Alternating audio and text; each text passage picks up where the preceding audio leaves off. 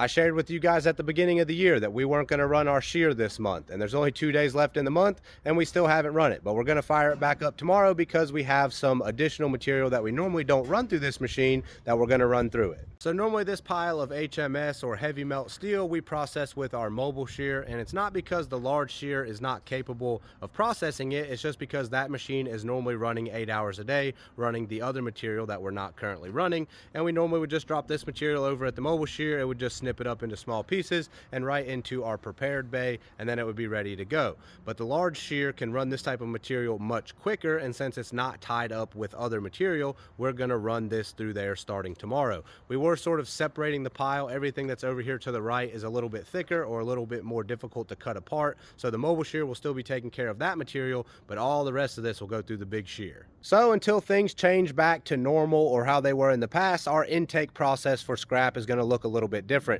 This material is going to be dropped over at one of the material handlers that's normally feeding the shear, and anything that can go through the stationary shear will go through that, and then anything that is oversized that needs to go to the mobile shear or the torch pile will be moved over here. So instead of dumping it right at the mobile shear, it's going to be dumped at the large stationary shear and then sorted accordingly.